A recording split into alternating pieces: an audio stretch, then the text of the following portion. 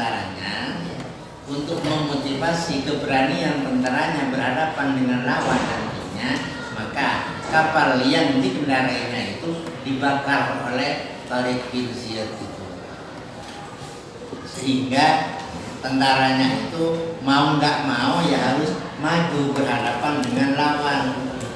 Sebab kalau lari nanti berhadapan dengan lawan, di belakangnya itu ada lautan, umpama mati dengan lautan mati konyol, kan itu ceritanya. Dia mau nggak mau, mampu nggak mampu ya harus maju ke depan. Nanti balasannya surga kalau mati dalam peperangan. Tapi kalau mundur, mati di laut gara-gara melarikan diri misalnya, kendaraan sudah tidak ada, maka jelas mati konyol. Ya akhirnya dengan cara seperti itu, maka tentara Tariq bin Ziyad berhasil. Setelah dia mati, putra mahkota jatuh lagi ke tangan Sulaiman, maka Hajjaj bin Yusuf itu siang malam itu dua ke pangeran, mohon dicabut nyawanya sebelum Sulaiman diangkat orang menjadi khalifah. Kenapa? Takut dibantai oleh Pak Sulaiman. Kalau sampai dia masih hidup, Sulaiman naik tahta menggantikan kakaknya Al-Walid, pasti itu ya Hajjaj itu pasti dibantai. Soalnya sudah kadung bersumpah Sulaiman. Maka akhirnya Hajjaj ini atuh yang marah kamu yang minta mati sebelum Sulaiman diangkat orang. Minta mati kepanjang minta mati. Kebetulan Hajjaj ini baru Sulaiman eparloai. Ya kebetulan ya, bini apa sekaritan. Bini Hajjaj dan bini Sulaiman kakak Alek. Ya. Berarti Hajjaj dan Sulaiman loai ya. Eparloai. Ini nama saya tunggu rasa tadinya narwalong. Ya akhirnya ya, Hajjaj bin Yusuf itu doanya dikabul oleh Allah. Dikabul. Sebelum Al-Walid mati, Hajjaj mati duluan, sehingga Sulaiman belum diangkat orang menjadi gantinya Al-Walid begitu, maka Hajjaj mati. Berarti Hajjaj selamat dari pembantaian siapa? Sulaiman. Masalahnya apa? Gara-gara setuju tadi itu loh, kecil kan? Iya. Gara-gara setuju pemerintah itu kan nilo kan. Terus pangkalan di 1/5 itu loh. Yang 1/5-nya nanti itu dibagi-bagi itu.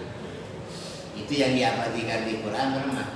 Wa'lamu annama ghanimtum fa'anna lillahi khumsahu wa lirasul wa lidil qurba wal yatama wal masakin.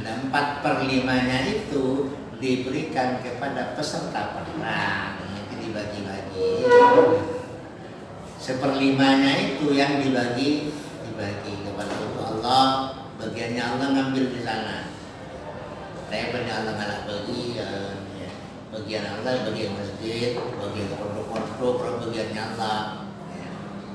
Jadi bagiannya Rasul sudah tidak ada, maka diganti oleh khalifah itu. Khalifah itu ngambil bagiannya Rasul, ya soalnya itu pemimpinnya sekarang.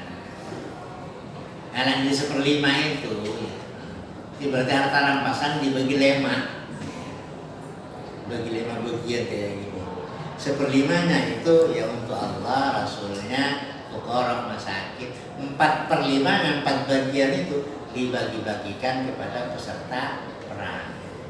Tergantung, kalau pasukannya itu pakai kuda berarti dapat 2 bagian, 1 bagian untuk orangnya, 1 bagian untuk kudanya. Beres Islam itu beres.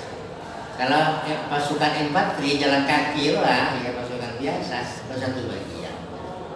Kuda di bagian dia, kalau kuda kencang kaki, yang merasa puas dan puas, maka di situ ada detik batas perang itu. Bila merasa puas di situ dan akhirnya berkembang. Baru berkembang kalau orang itu tak pernah merasa puas. Ingin ini, punya ini, ingin itu, punya itu, ingin itu. Maka terus kita akan puas. Kalau merasa puas, sudahlah seperti ini aja sudah cukup kehidupan saya. Ya udah di situ aja. Juga dalam mencari ilmu juga kayak gitu. Ya, kalau orang merasa puas ya dengan pengetahuan yang sudah ada, itu tidak akan ngaji lagi, tidak akan. Jadi situlah pengetahuannya, tidak kira nambah, tidak kira.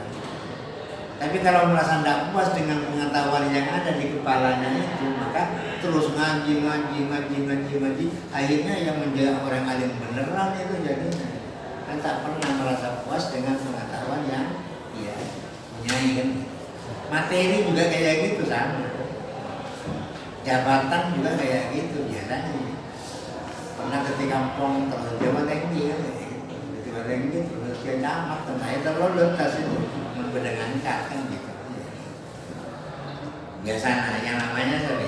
Manusia. Tidak pernah puas ya. Kalau merasa puas ya disitulah detik batasnya, batas paling tingginya dari situ. Sama-sama dengan kita sawalakan aliyah bikin aliyah saya tak cukup mudah aliyah harus tamat mana harus jadi dosen. Nah itu harus itu bisa tinggi loh, dia tinggi. Namanya tidak pernah puas dengan apa yang itu bagus. Kalau dibilang apa? Ilmu pengetahuan bagus. Tidak pernah puas di bidang ilmu pengetahuan itu bagus. Karena ilmu pengetahuan itu aturannya belajarnya itu minal mahdi ilal lahdi, tidak pernah putus-putus kita belajar kan gitu. Mulai masa kecil sampai masa mati. Itu yang diabadikan dalam Quran itu karena belajar namanya ibadah. Ada ungkapan wa putrobbaka hatta ya'tiyakal yakin, ya, sampai datang kepadamu apa suatu yang meyakinkan. Apa yakin itu? Mati. Kita mati tetap dianjurkan ya untuk belajar dan belajar ibadah dan ya, itu pada akhirnya ya itu tetap dipimpin oleh Bani Umayyah. Setelah Bani Umayyah runtuh di Damsyik ya, maka Bani Umayyah pemerintahannya dipindahkan ke Rusia pada akhirnya. Cukup lama Islam dari Rusia sana itu ada sekitar 300 tahun.